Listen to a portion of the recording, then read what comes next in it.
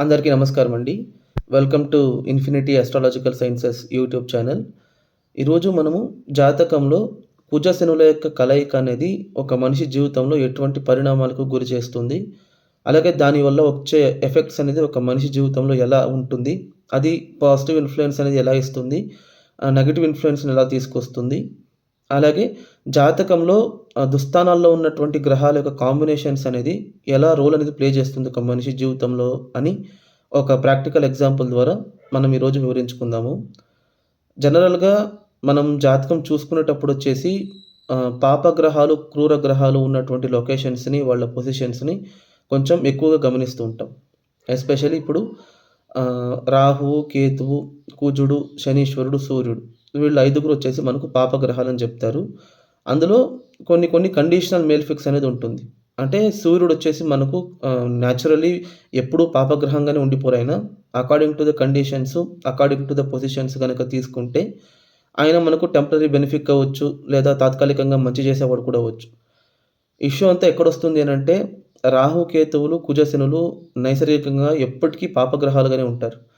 So, అలాంటి పాపగ్రహాలు గనక మనకు జాతకంలో ఏ ఏ స్థానంలో పొసిట్ అయి ఉంటే మనకు ప్రాబ్లమ్స్ తీసుకొస్తుంది. అలాగే ప్రాబ్లమ్స్ తీసుకొచ్చే కాంబినేషన్స్ అనేది ఎలా కనిపెట్టొచ్చు అనేది కూడా ఒక జాతకంలో తెలుసుకుందాము. ఇప్పుడు జనరల్‌గా మనం పాపగ్రహాల యొక్క ఇంటెన్సిటీ తీసుకున్నామనుకోండి. అసెండింగ్ ఆర్డర్‌లో వెళ్ళాలనంటే శని, శని తర్వాత కుజుడు, కుజుడు తర్వాత రాహువు, రాహువు తర్వాత కేతువు అలా ఉంటుంది మనకు. అంటే కేతువు యొక్క పాపం ఇంటెన్సిటీ అనేది విపరీతంగా ఉంటుంది. పాపగ్రహాల్లోనే హైయెస్ట్ మేల్ఫిక్ ఇన్‌ఫ్లూయెన్స్ ఉండేది కేతువుకే. ఆ తర్వాత డిసెండింగ్ ఆర్డర్‌లో వస్తే కేతువు నుంచి కొంచెం మేల్ఫిక్ ఇన్‌ఫ్లూయెన్స్ ఉండేది రాహు. రాహు నుంచి కొంచెం మేల్ఫిక్ ఇన్‌ఫ్లూయెన్స్ ఉండేది కుజుడు. కుజుడు నుంచి కొంచెం మేల్ఫిక్ ఇన్‌ఫ్లూయెన్స్ ఉండేది శనీశ్వరుడు. సో, ఇప్పుడు రాహు, కేతు అనేవాళ్ళు మనకు ఛాయాగ్రహాలు కాబట్టి, వాళ్ళు కూడా ఇప్పుడు వాళ్ళకంటూ ఒక సొంతంగా స్థానం అనేది లేదు.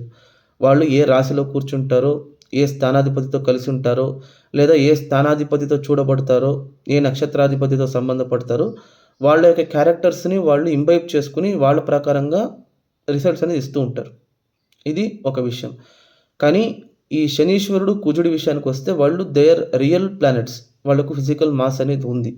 కానీ వాళ్ళ యొక్క ప్రభావం అనేది ఎస్పెషల్లీ దుస్థానాల్లో ఉన్నాయనుకోండి. ఫర్ ఎగ్జాంపుల్ మూడో ఇంట్లోనో, లేకపోతే ఏడో ఇంట్లోనో, లేదంటే ఎనిమిదో ఇంట్లోనో, 12 ఇంట్లోనో ఉంటే చాలా భయపడిపోతూ ఉంటారు. అది ఒక్క కుజుడు గనకనే మనకు 6 స్థానాల్లో ఉంటే కుజ దోషం అయిపోతుందనుకోండి. లగ్నంలోనో, రెండో ఇంట్లోనో, నాలుగో ఇంట్లోనో, ఏడో ఇంట్లో, ఎనిమిదో ఇంట్లో, 12 ఇంట్లో ఈ 6 స్థానాల్లో గనక కుజుడు ఉంటేనే కుజ దోషం అని చెప్పేస్తారు. అంటే కుజుడు ఎంత సెన్సిటివ్ ప్లానెట్ అంటే 50% of the locations for Mars is implied to Kuja dosha itself. జాతకంలో 12 స్థానాలుంటే, అందులో 6 స్థానాల్లో గనక కుజుడుంటే కుజ దోషం అయిపోతుంది మనకు. ఒకటి. ఇప్పుడు అలాంటి కుజుడితో మళ్ళీ శనీశ్వరుడు కలిసారు అనుకోండి, అది ఇంక చెప్పాల్సిన అవసరమే లేదు. ఈ కుజ శనుల యొక్క ప్రభావమైనా సరే, లేదా కుజ శనుల యొక్క కలయిక అయినా సరే చాలామంది లైఫ్‌లో భయపడుతూ ఉంటారు. ఆహ్, అంటే ఈ కుజ శనుల కలయిక ఎక్కడ ఏర్పడినా కూడా చెడు చేసేస్తుందనుకుంటారు. లగ్నంలో ఏర్పడితే వాళ్ళ ఆరోగ్య రీత్యా, వాళ్ళ హెల్త్, వాళ్ళ యొక్క కాన్ఫిడెన్స్ అన్నీ దెబ్బతీస్తుంది. బద్ధకస్తులుగా ఉంటారు, రోగులైపోతారు, అనారోగ్యాల బారిన పడతారని చెప్తారు. కుటుంబ స్థానంలో పడితే కుటుంబ కలహాలు, ఫ్యామిలీలో పెద్ద పెద్ద ఇష్యూసు, గొడవలు, తగాదాలు, ప్రశాంతమైనటువంటి కుటుంబ వాతావరణాన్ని వాళ్ళు ఎంజాయ్ చేయలేరని చెప్పేస్తారు. మూడో ఇంట్లో పడితే ఈ జాతకుడే పెద్ద గొడవలకి దారితీసే విధంగా ఉంటాడు. ప్రతి ఒక్కరి గొడవల్లోనూ ఇన్వాల్వ్ అవుతారు. వేరే వాళ్ళతో విపరీతమైనటువంటి కలహాలు పెట్టుకుంటారని చెప్పేస్తారు. నాలుగో ఇంట్లో గనక ఉంటే తల్లికి అనారోగ్యము, తల్లి నుంచి రావాల్సినటువంటి ప్రేమాప్యాయతలు సక్రమంగా లభించదు. జీవితంలో భూములు, ఆస్తులు కొనుక్కున్నా కూడా వాటి నుంచి గొడవలు, కోర్ట్ ఇష్యూస్, లిటిగేషన్స్, వాహనాలు తీసుకుంటే అందులో యాక్సిడెంట్స్ అలా. అలా చెప్పుకుంటూ పోతే ప్రతి ఒక్క హౌస్‌లో వాళ్ళు గనక ఇద్దరు ఉన్నట్టయితే కూడా ఆ హౌస్ యొక్క సిగ్నిఫికేషన్స్ చెడిపోయే విధంగానే జెప్తారు. కానీ నిజంగా ఆ హౌస్ యొక్క సిగ్నిఫికేషన్స్ అనేది మనకు చెడిపోతుందా? ఈ కుజ శనులు మనకు పాజిటివ్ ఎఫెక్ట్స్‌నివ్వరంటే, పాజిటివ్ ఎఫెక్ట్స్ కూడా ఇస్తారండి వాళ్ళు. కుజ శనుల కాంబినేషన్ అనేది. ప్రొవైడెడ్ కుజ శనుల కాంబినేషన్ అనేది ఒక మనిషి జాతకంలో వాళ్ళు ఆ ఇద్దరు గ్రహాల్లో ఒకరు ఎవరైనా శుభ ఫలితాలను ఇచ్చే ఒక విధంగా ఉండాలి వాళ్ళకు. అంటే కుజ శనుల యొక్క ప్రభావం అనేది వాళ్ళిద్దరిలో ఎవరైనా ఒకరు బలంగా ఉన్నారనుకోండి. ఫర్ ఎగ్జాంపుల్ మీరు మకరం తీసుకోండి ఇప్పుడు.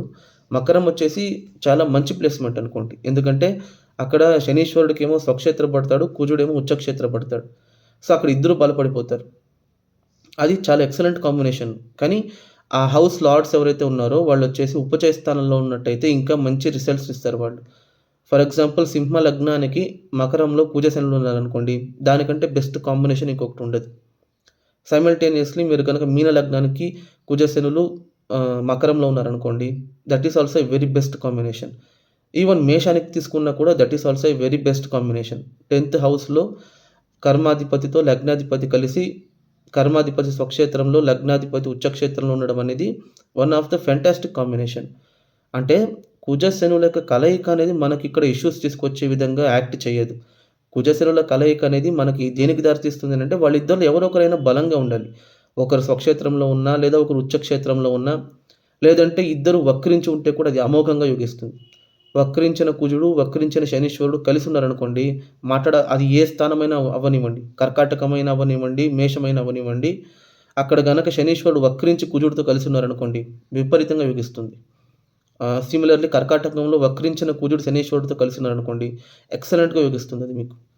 సో, ఈ కుజ శనుల యొక్క కాంబినేషన్ గనక తీసుకుంటే మాక్సిమం మీకు పోలీస్ ఇన్వెస్టిగేషన్ అథారిటీస్ అయినా సరే, సైబర్ క్రైమ్ డిపార్ట్‌మెంట్ అయినా సరే, యూనిఫార్మ్ జాబ్స్ చేసుకునే వాళ్ళ కాంబినేషన్స్ అయినా సరే, మిలిటరీ అయినా సరే, డాక్టర్స్ ముఖ్యంగా వైద్య బృందమైనా సరే, పారామెడికల్ అయినా సరే, లేకపోతే సైంటిస్ట్స్, రిసర్చ్ ఓరియెంటెడ్ పీపుల్, అంతెందుకు జ్యోతిష్యం చదవాలన్నా, జ్యోతిష జ్ఞానం రావాలన్నా, అకల్ట్ సైన్సెస్ నేర్చుకోవాలన్నా, ఏం చేయాలన్నా కూడా మనకు ఈ కుజ శనుల యొక్క ప్రభావం అనేది మస్ట్ అండ్ షుడ్ నెసెసరీగా ఉంటుంది. జ్యోతిష్యంలో చాలా జ్ఞానాన్ని పొందిన వాళ్ళ జాతకాలు తీసుకుంటూ కూడా ఏదో ఒక విధంగా వాళ్ళకు కుజుడు, శనీశ్వరుడు కలిసుంటారు. అది వాళ్ళు కలిసే ఉండాలని లేదు. ఏదో ఒక విధంగా సంబంధపడి ఉంటారు. ఒకటి వాళ్ళని ఒకరొకరు చూసుకోవడం గానీ, లేదా ఒకరింట్లో మరొకరుండడం గానీ, ఒకరి నక్షత్రంలో మరొకరుండడం గానీ, లేదా వాళ్ళు కలిసి ఉండడం గానీ, ఏదో ఒక విధంగా సంబంధపడి ఉంటారు. అలాగని వాళ్ళు సంబంధపడినంత మాత్రాన వాళ్ళొచ్చేసి జాతకులకి ఎప్పుడు చెడు చేసేస్తారంటే అలా ఏమి కాదండి. వాళ్ళు చెడు చేస్తారా, మంచి చేస్తారా అనేది వాళ్ళ యొక్క కాంబినేషను, వాళ్ళ యొక్క బిహేవియర్ మీద ఆధారపడుతుంది.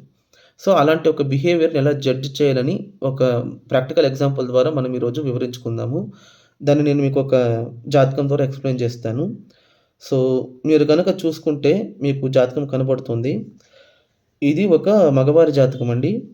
సో, ఈయన గ్రహస్థితిని కనుక గమనించినట్టయితే మీరు, ఈయన జన్మించిందొచ్చేసి కుంభ లగ్నంలో జన్మించారు.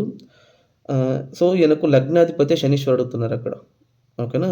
సో, మీరు గనక చూసుకుంటే పంచమంలో శుక్రుడు, షష్టమంలో బుధుడు, రాహువు, సప్తమంలో సూర్యుడు, గురువు, అష్టమంలో శని, కుజులు, నవమంలో చంద్రుడు, ద్వాదశంలో కేతువు ఉన్నారు. ఓకేనా? ఇప్పుడు మనకు జాతకంలో ఉన్నదే 4 దుస్థానాలు. 3, 6, 8, 12. ఇక్కడ చూసుకుంటే ఎక్సెప్ట్ మూడో ఇల్లు ఒకటి వదిలేస్తే మిగిలిన 3 దుస్థానాల్లోనూ గ్రహాలున్నాయి. 6 ఇంట్లో బుధుడు, రాహువు ఉన్నారు. 8దో ఇంట్లో శనీశ్వరుడు, కుజుడు ఉన్నారు. 12వ ఇంట్లో కేతు ఉన్నారు. సో, ఇప్పుడు దశలు గనక మనం తీసుకుంటే బుధుడు, రాహు. బుధుడు ఒక 17 సంవత్సరాలు, రాహు ఒక 18 సంవత్సరాలు అనుకోండి. 35 ఇయర్స్.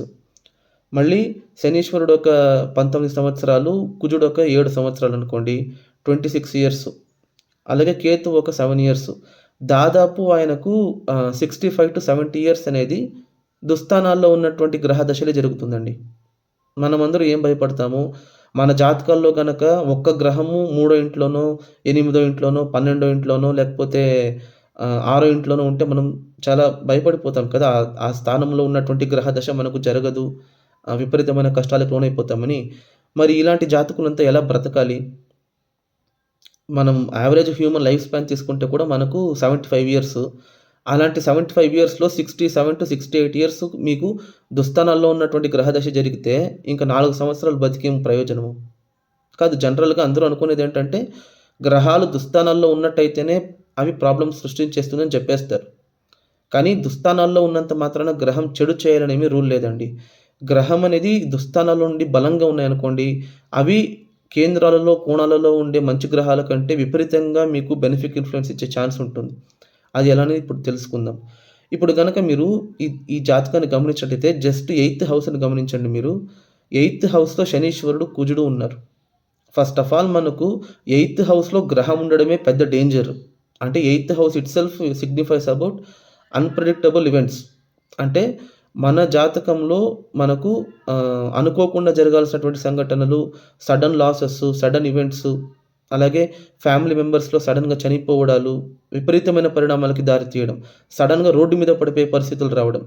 ఫర్ ఎగ్జాంపుల్ ఇప్పుడు అదానీ గారి షేర్స్ పడిపోయింది కదా! వితిన్ ఎన్ ఇన్‌స్టంట్ ఒక్క రోజులో ఆయన సంపాదించుకున్న సంపాదనంతా కుప్పకూలిపోయింది ఒకే రోజు. అలాంటి లాసెస్ జరగడమైనా సరే, అలాగే సంపాదించుకున్న సంపాదన వేరే వాళ్ళు ఎవరైనా దొంగతనం చేసి వెళ్ళిపోవడము, ఇలాంటివన్నీ మనకు ఎయిత్ హౌస్‌లో జరగాల్సినటువంటి పరిణామాలు. కానీ ఎయిత్ హౌస్‌ని చూసేటప్పుడు మనమందరం నెగెటివ్ యాస్పెక్ట్‌లోనే చూస్తాం. పాజిటివ్ యాస్పెక్ట్స్ గనక తీసుకుంటే ఎయిత్ హౌసు ఒక మనిషి యొక్క ఆయుర్దాయాన్ని, ఒక మనిషి యొక్క ట్రబుల్ షూటింగ్ ఎబిలిటీస్‌ని, ఒక మనిషికుండే ఓపికని, ఒక మనిషికున్నటువంటి సిట్యుయేషన్స్‌ని డీల్ చేసే కెపాసిటీ గాని, అలాగే ప్రాణాపాయ స్థితుల్లో ఒక మనిషి ఎంతవరకు ఆ సిట్యుయేషన్ అనలైజ్ చేయగలరు అనే ఒక కెపాసిటీని సూచిస్తుంది మనకు ఎయిత్ హౌస్ అనేది. ఎయిత్ హౌస్ వచ్చేసి మృత సంజీవిని స్థానం అని చెప్తారు. అంటే చనిపోయేటప్పుడు ఒక మనిషిని మీరు కాపాడాలి అనంటే అది హౌస్ ఆఫ్ హీలింగ్ అని చెప్తారు. ఒక రోగాన్ని గుణం చేయాలన్నా, లేదా ఒక రోగానికి మందు కనిపెట్టాలన్నా, లేదా ఈ విశ్వంలోనే లేని ఒక వస్తువుని మీరు కొత్తగా సృష్టించాలన్నా, రిసర్చ్ చేయాలన్నా, లేని దాన్ని కనిపెట్టాలన్నా కూడా ఎయిత్ హౌస్ అనేది మనకు ఇంపార్టెంట్ రోల్ వహిస్తుందక్కడ. ఎవరైనా ఆల్బర్ట్ ఐన్‌స్టైన్ నుంచి, ఐసాక్ న్యూటన్ నుంచి, రామానుజన్ నుంచి ఎవరికైనా తీసుకోండి. అష్టమ స్థానం ప్రాధాన్యంగా ఉంటుంది. ఆల్బర్ట్ ఐన్‌స్టైన్‌ని తీసుకోండి. అష్టమ స్థానంలో కుజుడు, రాహువు ఉంటారు. శ్రీనివాస రామానుజన్‌ని తీసుకోండి. అష్టమ స్థానంలో బుధుడు ఉంటారు. అంటే రిసర్చ్ చేయాలంటే కూడా మనకు అష్టమ స్థానం అనేది మస్ట్ అండ్ షుడ్ ఇంపార్టెంట్. అంతెందుకు సర్జరీ చేసే ప్రతి ఒక్క డాక్టర్‌కి తీసుకోండి.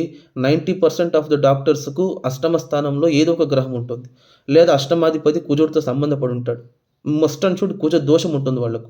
కుజుడు 12 ఇంట్లోనో, లగ్నంలోనో, 7లోనో, 4లోనో, 8లోనో ఉండే ఉంటాడు. చూడండి 90% ఆఫ్ ద డాక్టర్స్‌కి. ఎస్పెషల్లీ సర్జన్స్‌కి చెప్తున్నా. జనరల్ ఫిజిషియన్స్ వదిలేయండి. అంటే ఇప్పుడు కోల్ మైనింగ్ చేయాలన్నా, క్రషర్స్ పెట్టాలన్నా, పెట్రోలియము, ఓఎన్‌జీసీ ఏం చేయాలన్నా కూడా అష్టమ స్థానమే మనకు ప్రాధాన్యత వహిస్తుంది. ఇప్పుడు దుబాయ్ అంత పెద్ద పాపులర్ కంట్రీ, అంత పెద్ద ఎకనామిక్ ఆహ్, ఎకనామిక్ స్టేట్ అని మనం ఎందుకు చెప్పుకుంటాము? ధనవంతులందరూ దుబాయ్‌లో ఎందుకుంటారంటే కంప్లీట్‌లీ ఓఎన్‌జీసీ రిలేటెడ్ కంట్రీ అది. అంటే ఇప్పుడు దుబాయ్‌లో ఉండే వాళ్ళందరికీ 8,000 బావుంటుందని అలా అడగకండి. మేబీ ఉండొచ్చేమో. ఇప్పుడు ఓవరాల్ వరల్డ్ జాతకం మనం గనక అనలైజ్ చేసినట్టయితే మేబీ దుబాయ్‌లో పుట్టే వాళ్ళకి 8,000 ప్రాధాన్యంగా ఉండొచ్చేమో. అలా ఉండొచ్చేమో. చెప్పలేం మనం. కానీ వాళ్ళకొచ్చేసి ఏంటంటే 8,000 గనక బలంగా ఉందనుకోండి, మీరు లైఫ్‌లో అత్యున్నత సుఖాలను అనుభవించడానికి కూడా అష్టమ స్థానమే మనకు ప్రాధాన్యత వహిస్తుంది. అది ఆధ్యాత్మిక సుఖమైనా సరే, పరివర్తన చెందడమైనా సరే, భౌతిక సుఖాలను వదిలేసి మోక్ష మార్గాన్ని ఎంచుకోవడమైనా సరే, లేదా ఇటువైపు చెడు వైపు వెళ్ళాలంటే కూడా డ్రగ్స్ అయినా సరే, అడిక్షన్స్ అయినా సరే, ఆల్కహాలిజం అయినా సరే, సిగరెట్స్ అయినా సరే, ఏ అడిక్షన్ అయినా సరే మనకు అష్టమ స్థానమే సూచిస్తుంది. సో, అలాంటి అష్టమ స్థానంలో ఇక్కడ కుజ, శనులున్నారు. కుజ, శనుల కలయికే మనకు భయంకరమైనటువంటి కాంబినేషను. అలాంటి కుజ, శనుల కలయిక అష్టమ స్థానంలో ఉండేటప్పుడు ఈ జాతకుడికి ఎలాంటి ప్రభావం చూపిచ్చింది అని గనక చూసుకుంటే, ఇది ముఖ్యంగా ఇప్పుడు నేను చెప్పేదేంటంటే కుజ, శనుల కలయిక ఉండడం అనేది ఇంపార్టెంట్ కాదండి. కుజ, శనుల కలయిక ఉంటే కూడా వాటి దశలు రావాలి వాళ్ళకు లైఫ్‌లో. అలాంటప్పుడు దాని యొక్క ఇంటెన్సిటీ అనేది మీకు పరిపూర్ణంగా లభిస్తుంది దశ పీరియడ్స్‌లో. ఇది గనక మీరు ఈ జాతకానికి అప్లై చేసుకున్నట్టయితే, ఈయన జన్మించింది 1980లో జన్మించారు ఆగస్ట్‌లో. జన్మించడం ఆయన రాహు దశలో జన్మించారు. అది ఒక 6 ఇయర్స్ బ్యాలెన్స్ ఉంది. సో, ఆ రాహు దశ అయిపోయిన తర్వాత గురుదశ జరిగిందాయనకు. గురుదశ అయ్యేటప్పటికి ఆయన ఏజ్ వచ్చేసి 22 ఇయర్స్. ఇప్పుడు ఆఫ్టర్ 22 ఇయర్స్ ఆయనకు శని దశ స్టార్ట్ అవుతుంది. ఎప్పుడైనా సరే 22 ఇయర్స్ నుంచి ఒక 40 ఇయర్స్ వరకు it is called settling period. అంటే ఒక మనిషి తన జీవితంలో చదువుని కంప్లీట్ చేసుకొని, ఉద్యోగం కోసం, సంపాదన కోసం, ధనప్రాప్తి కోసం, వివాహం కోసం, సంతానం కోసం, కుటుంబాన్ని ఏర్పాటు చేసుకోవడం కోసం ట్రై చేయాల్సినటువంటి ఏజ్ అది. అంటే ఒక జీవితంలో సెటిల్ అయ్యే పీరియడ్ అనేది ఫ్రమ్ 20-40 ఇయర్స్ అనుకోండి. ఆ 20 ఇయర్స్ అనేది చాలా క్రూషియల్ పీరియడ్. అలాంటి క్రూషియల్ పీరియడ్‌లో ఈయనకు అష్టమ స్థానంలో ఉన్నటువంటి శని దశ జరుగుతుంది. ఇప్పుడు ఈ శని దశ ఈయనకు ఎటువంటి అనాహుతాల్ని గాని, ఎటువంటి అనర్థాలు గాని తీసుకొచ్చింది అని గనక చూసుకుంటే, ఈయన లైఫ్‌లో ఈయన సెటిల్ అయ్యిందే శని దశలోనే. అంటే ఫస్ట్ ఆఫ్ ఆల్ గురుదశ జరిగేటప్పుడే ఈయనకు మెడికల్‌లో సీటొచ్చింది. అది కూడా ఏ డిపార్ట్మెంట్ అంటే కార్డియాలజీ డిపార్ట్మెంట్. అది కూడా ఆపరేషన్స్. కార్డియాలజీ అంటేనే మనం ఆపరేషన్సే, సర్జరీసే కంప్లీట్. హార్ట్ రిలేటెడ్ ఆపరేషన్స్ అంటేనే బాడీని కొయ్యాలి మీరు.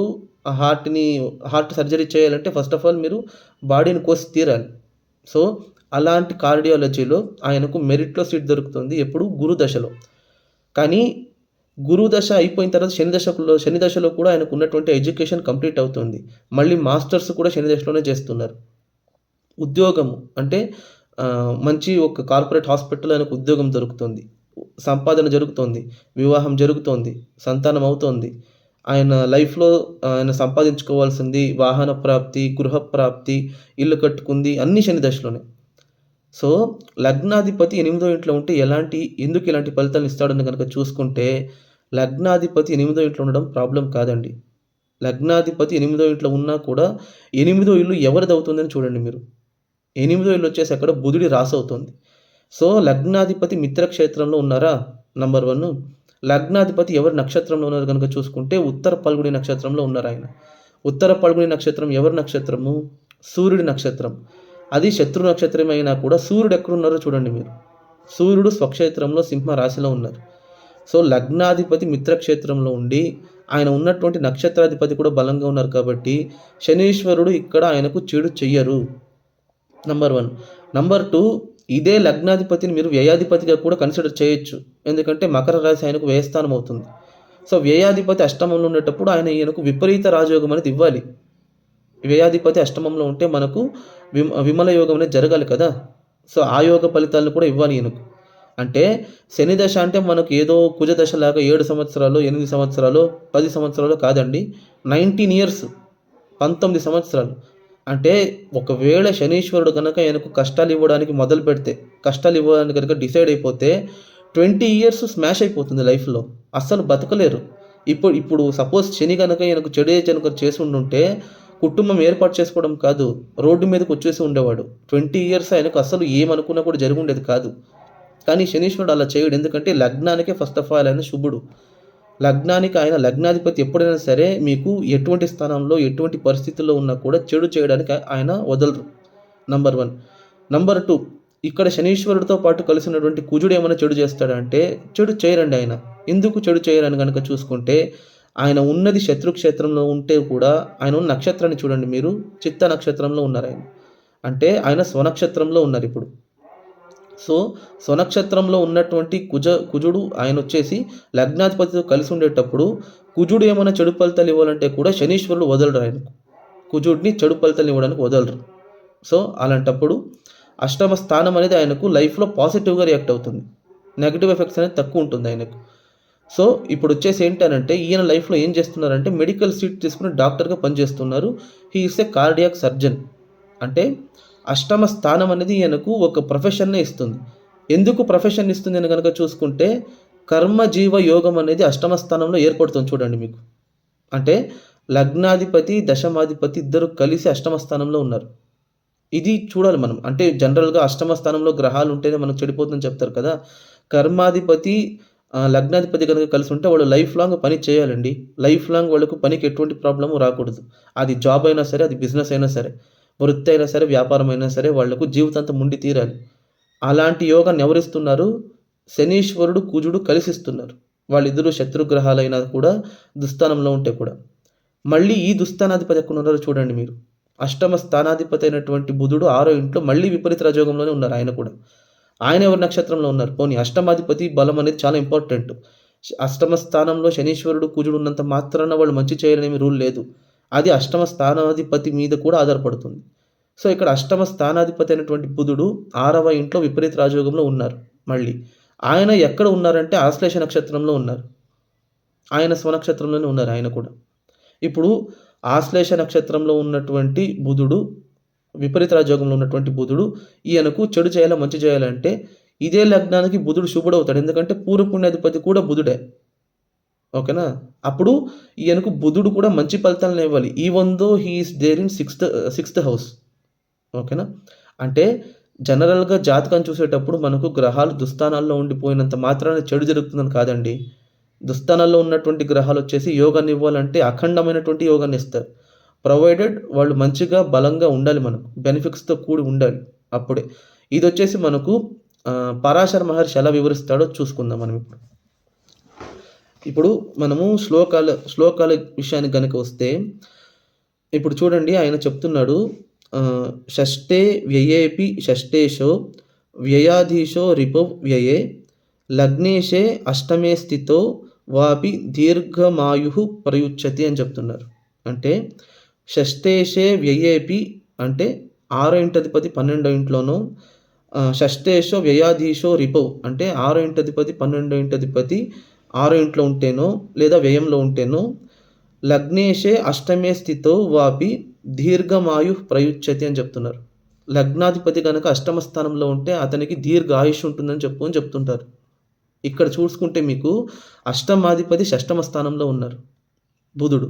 మళ్ళీ వ్యయాధిపతి షష్టమ స్థానంలో ఉన్నారు శనీశ్వరుడు.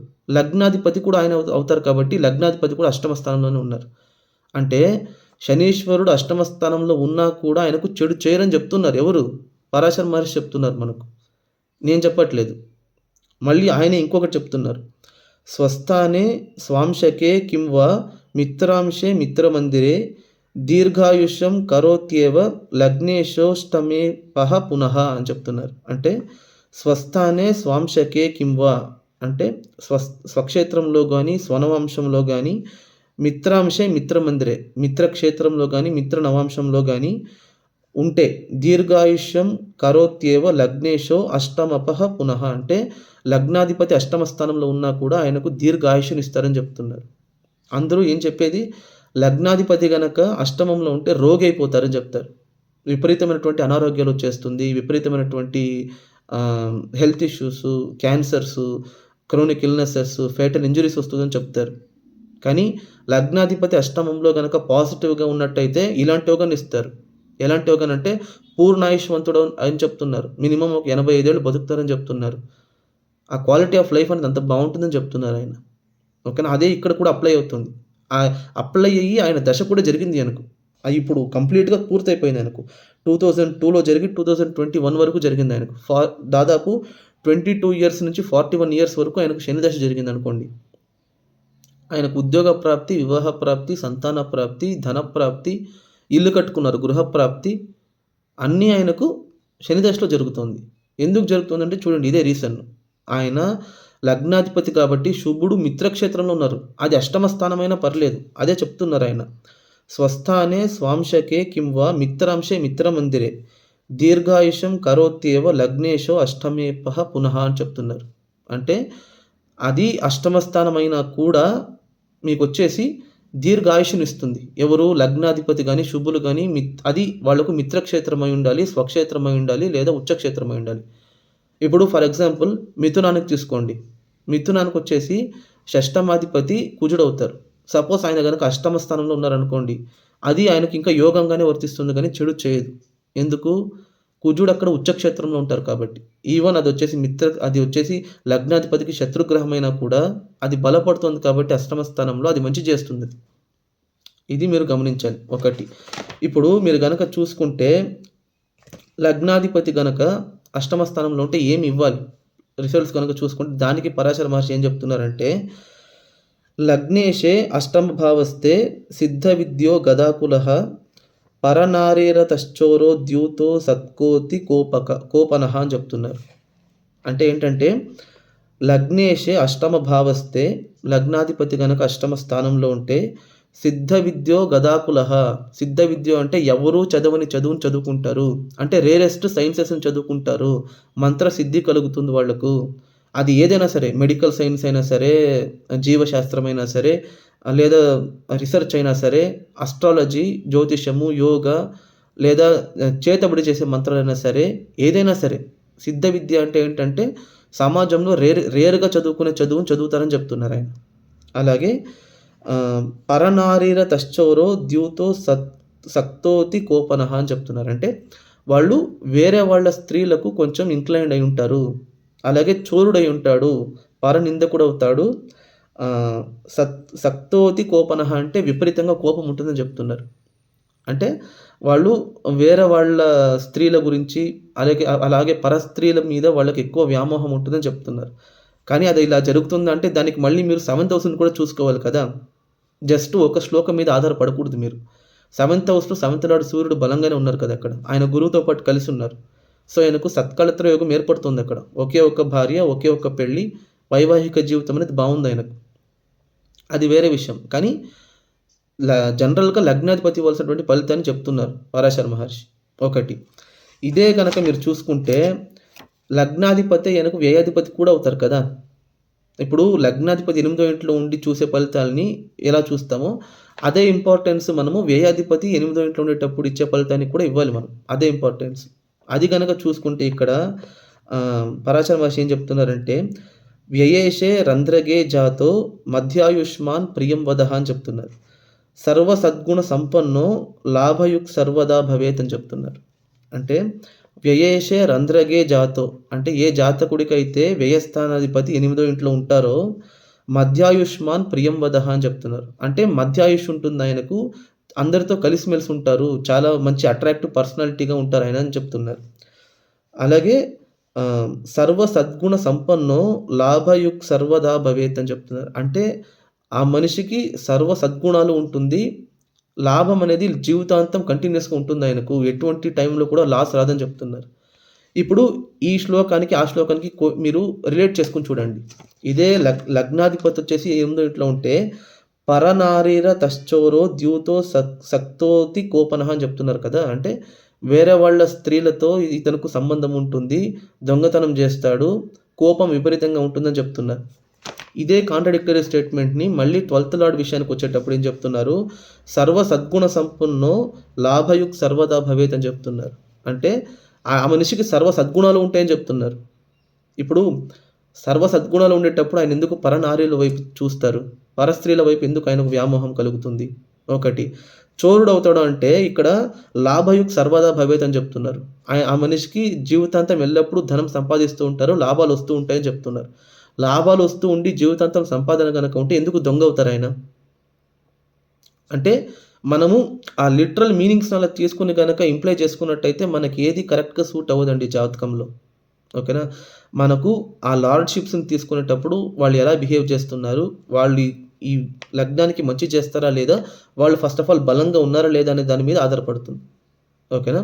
సో, నేను ఎందుకు శ్లోకాలు ఎందుకు చదువుతున్నాను అనంటే శాస్త్రం చదివేటప్పుడు ఇప్పుడు జనరల్‌గా ఫస్టు లగ్నాధిపతి మాత్రం మనం గనుక చదువుకున్నామనుకోండి, మన మైండ్‌లో ఒక సీడ్ పడిపోతుంది. ఇప్పుడు లగ్నేశే అష్టమ భావస్తే సిద్ధ విద్యో గదాకులః అని చెప్తున్నారు. ఇక్కడ పాజిటివ్ జరుగుతుంది ఆయనకు. ఏం జరుగుతుంది? కార్డియాలజీ చదువుకుంటున్నారాయన. అది ఎందుకు అనంటే లగ్నాధిపతి అష్టమంలో ఉండడం వల్లే. కానీ పరనారీర తశ్చోరో ద్యూతో సత్కోతి కోపనః అనేదేంటంటే ఆయనకు విపరీతమైన టెంపరమెంట్ ఇష్యూస్ ఉంటుంది. వేరే వాళ్ళ భార్యల వైపు మొగ్గు చూపుతారని చెప్తున్నారు చూడండి. అది జరుగుతుందా లేదా అనేది ఆ జాతకుడికి శనీశ్వరుడు మంచి చేసే ఫలితం మీద ఎక్కువ ఉంటుందా? చెడు చేసేది ఎక్కువ ఉంటుందా? అనే దాని మీద ఆధారపడుతుంది. ఓకేనా? ఇదే గనక మనకు అష్టమ స్థానంలో మేల్ఫిక్ ప్లానెట్స్ ఉన్నాయనుకోండి, అప్పుడు ఇది అప్లై అవుతుంది. ఇక్కడ ఇంకొక విషయం ఏంటంటే పరనారీర తశ్చోరో ద్యూతో సత్కోతి కోపనః అంటే వేరే వాళ్ళ వేరే వాళ్ళ పరస్త్రీలు ఉంటారు కదా! పరస్త్రీలను పెళ్లి చేసుకోవడం గాని, పరస్త్రీల మీద వ్యామోహం రావడం అని కాదు. వాళ్ళ మీద ఈయనకు ఏదైనా మోహం కలిగినా, మైండ్‌లో ఒక థాట్ వచ్చినా కూడా అది కూడా అఫైర్ కిందే వస్తుంది. ఇప్పుడు లిటరల్‌గా ద్వికళత్ర యోగం అంటే ఏంటంటే వేరే వాళ్ళ భార్యను పెళ్లి చేసుకోవడం అని కాదు. లేదా 2 పెళ్ళిళ్ళు అవ్వడం అని కాదు. ద్వికళత్ర యోగం అంటే ఏంటంటే వేరే ఒక ఆడదాని మీద మీకు మోజు అనేది క్రియేట్ అయిందనుకోండి. సెక్షువల్లీ మీరు గనక వేరే ఒక జెండర్‌కి అట్రాక్ట్ అయ్యారు. ఇతరుల పరనారీలకు అట్రాక్ట్ అయ్యారనుకోండి. అదే మీకు ద్వికళత్ర యోగం అంటేనే. అంటే పరాశర మహర్షి ఏం చెప్తున్నారంటే మీరు లిటరల్‌గా వెళ్లి వాళ్ళని పెళ్లి చేసుకొని మాంగళ్యము, తాళి కడితేనే అది ద్వికళత్ర యోగం కాదండి. లైంగికంగా సంబంధపడినా సరే, వేరే స్త్రీల వైపు మీకు మోహం కలిగినా కూడా అదే మీకు పెళ్లి అని చెప్తున్నారు. సో, ఇక్కడేంటి అనంటే ఈ మనం జాతకాల శ్లోకాలు చదువుకునేటప్పుడు ఆ సెన్సిటివ్ థింగ్స్‌ని గమనించాలి. కానీ ఇక్కడ ఈయన లగ్నాధిపతి వచ్చేసి అష్టమంలో ఉంటే అటువంటి చెడు ఫలితాలను ఇవ్వరు. ఎందుకంటే లగ్నాధిపతి మిత్రక్షేత్రంలోనే ఉన్నారు. అదే నేను ఇప్పుడు చదివాను. స్వస్థానే స్వాంశకే కింవ మిత్రాంశే మిత్రమందిరే దీర్ఘాయుషం కర్యోతవే కరోత్యేవ లగ్నేశో అష్టమేపహ పునః అని చెప్తున్నారు. అంటే లగ్నాధిపతి అష్టమ స్థానంలో ఉంటే కూడా అది గనక ఆయనకు స్వక్షేత్రమయ్యుండో, మిత్రక్షేత్రమయ్యుండో, స్వనవాంశమయ్యుండో, మిత్రనవాంశమయ్యుండో ఉంటే ఆయనకు దీర్ఘాయుష్యునిస్తారు, మంచి లక్షణాలనిస్తారు అని చెప్తున్నారు. అలాగే వ్యయాధిపతి గనక మనకు అష్టమంలో ఉంటే సర్వ సద్గుణ సంపన్నః. అలాగే లాభయుక్ సర్వదా భవేత్ అని చెప్తున్నారు. అంటే సకల మంచి లక్షణాలు ఇస్తారాయనకు. ఆయన ఇతర స్త్రీల మీద మోజు పడడం గానీ, వేరే వాళ్ళ మీద ఇంక్లైన్ అవ్వడం గానీ చెయ్యడు. సపోజ్ అదే గనక జరుగుంటుంటే ఈ పాటికి ఆయనకు పెళ్ళయిందే ఎప్పుడు 2005లో పెళ్ళయింది. ఇప్పుడు 2023 అంటే ఆల్మోస్ట్ 18 ఇయర్స్ అయింది ఆయనకు. 18 సంవత్సరాలుగా ఇటువంటి యోగాన్ని ఇవ్వడా మరి ఆయనకు? అది కూడా జరిగే దశ కూడా శని దశ జరుగుతుంది కదా! అష్టమ స్థానంలో ఉన్నటువంటి గ్రహ దశ జరుగుతోంది. సో, అలాంటప్పుడు అది జరగాలి కదా! అది జరగలేదు ఆయనకు. ఎందుకంటే లగ్నాధిపతి ఆయనకు చెడు చెయ్యరు. ఇది మీరు గమనించాలి. ఓకేనా? సో, దీనివల్ల నేను మీకు ఎక్స్‌ప్లెయిన్ తలుచుకుంది ఏంటి అనంటే, అష్టమ స్థానంలో గానీ, వ్యయ స్థానంలో గానీ, ఆరో ఇంట్లో గానీ గ్రహాలు ఉండడం అనేది ప్రాబ్లమ్ కాదండి. వాళ్ళ యొక్క బిహేవియర్ మన లైఫ్ మీద ఎలా ఉంటుందని తెలుసుకోవాలి మనం. అది ఇంపార్టెంట్. ఓకేనా? సో, ఇంతవరకు నా వీడియో చూసారనంటే మీకు ఈ వీడియో నచ్చిందని అనుకుంటున్నాను. దయచేసి ఈ వీడియోకి ఒక లైక్ చేయండి, షేర్ చేయండి. మీ యొక్క ఒపీనియన్స్‌ని కూడా కామెంట్ రూపంలో తెలియజేయండి. మీరేమనుకుంటున్నారు? మీకు అలాంటి కాంబినేషన్స్ ఉంటే మీ జాతకంలో అలాంటి గ్రహ దశ గనుక జరిగినట్టయితే దాని యొక్క ప్రభావం అనేది మీకు ఎలా ప్రవర్తించింది మీ లైఫ్‌లో అనేది కూడా కామెంట్ రూపంలో తెలియజేయండి. ఛానల్‌ని మాత్రం దయచేసి సబ్స్క్రైబ్ చేసుకోవడం మర్చిపోకండి. Thank you.